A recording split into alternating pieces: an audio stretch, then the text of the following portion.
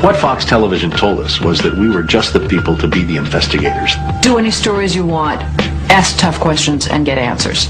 So we thought, this is great, this is a dream job. Fantastic. The very first thing they had us do was not to research stories, but to shoot this promo, which was The Investigators. Uncovering the truth, getting results, protecting you. And they had a film crew and a smoke machine, and we were silhouetted. Investigative reporter Steve. One of the first stories that Jane came up with was the revelation that most of the milk in the state of Florida and throughout much of the country was adulterated with the effects of bovine growth hormone, the artificial hormone that farmers were injecting into their cows so that they would produce more milk. With Monsanto, I didn't realize how effectively a corporation could work to get something on the marketplace. The levels of coordination they had to have. They had to get university professors into the fold. They had to get experts into the fold. They had to get reporters into the fold. They had to get the public into the fold. And of course the FDA, let's not leave them out. They had to get the federal regulators convinced that this was a fine and safe product to get it onto the marketplace. And they did that. They did that very, very well. It's a great time to be a high-producing cow. Posilac One Step, bovine somatotropin by Monsanto. The federal government basically rubber-stamped it before they put it on the marketplace. The longest test they did for human toxicity was 90 days on 30 rats. Posilac is the single most tested new product in history and is now available to you specifically so you can increase your profit potential. And then either Monsanto misreported the results to the FDA, or the FDA didn't bother to look in depth at Monsanto's own studies. The scientists within Health Canada looked very carefully at bovine growth hormone and came to very different conclusions than the Food and Drug Administration in the U.S. did. Monsanto's engineered growth hormone did not comply with safety requirements. It could be absorbed by the body and therefore did have implications for human health. Mysteriously, that conclusion was deleted from the final published version of their report. They knew there were problems. They saw serious potential human health problems, and they stood up in Canada and said, we're not going to approve this because we don't believe it's safe. We have been pressured and coerced to pass drugs of questionable safety, including the RBST. I personally was very concerned that there's a very serious problem of secrecy, conspiracy, and things of that nature, and something needs to be done. The FDA was then on the hot seat. They had to come up with an answer. They didn't come up with a good one, and they never took the opportunity then. I mean, what would they do? Pull it off the market and say, we need to now do the job that we didn't do the first time? They didn't do that. We wrote the story. We had it ready a week beforehand. They'd bought ads. Farmers in the milk industry say it's safe, but studies suggest a link to cancer. Don't miss this special report from the investigator. That Friday night before the Monday this series was to begin, the fax machine spit out a letter from this very high-priced lawyer in New York that Monsanto had hired.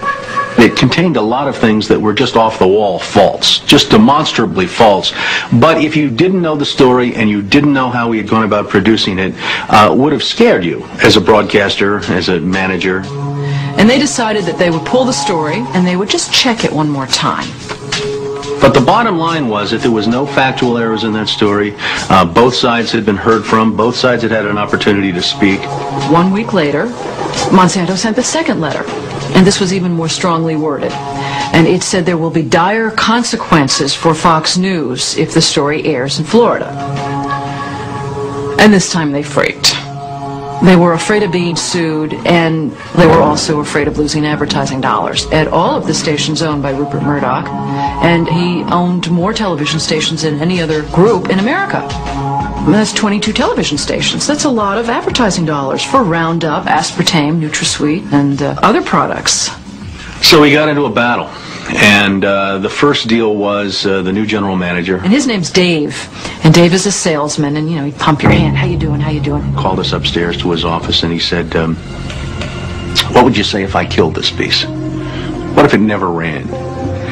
And we said, well, you know, we wouldn't be very happy about that. And he said, well, I could kill it, you know. And we said, yes, of course, you're the manager. You could kill it. It would never air. And he's hemming and he's hawing and he's back and he's forth. And we couldn't figure out, what is this all about? And finally he blurted out, look, would you tell anybody? You know, I said, I'm not going to lie for you. about a week later, calls us back to the office and says, okay, we'd like you to make these changes. In fact, you will make these changes. We said, well, look, let us show you the research that we have that shows that this information you want us to broadcast isn't true. To which he replies, I don't care about that. I said, pardon me? And he said, that's what I have lawyers for. Just write it the way the lawyers want it written. I said, you know, this is news. This is important. This is stuff people need to know. And I'll never forget, he didn't pause a beat, and he said, we just paid $3 billion for these television stations. We'll tell you what the news is. The news is what we say it is. I said, I'm not doing that. And he said, well, he said, if you refuse to present this story the way we think it should be presented, you'll be fired for insubordination. I said, I will go to the Federal Communications Commission and I will report that I was fired from my job by you, the licensee of these public airwaves, because I refused to lie to people on the air. And it's thank you very much. You'll hear from us right away. Well, 24 hours came and went and we didn't hear a thing. And about a week later, he calls us back, and now we've changed strategies. How about if we pay you some money and you just go away? And I said, how much money? Because, you know, when somebody offers to bribe you like that, I always want to know if it might be worth it. He was going to offer us the rest of our year's salary if we agreed not to talk about what Monsanto had done, to not talk about the Fox corporate response in suppressing the story, and to not talk about the story. Not talk about BGH, again, anywhere.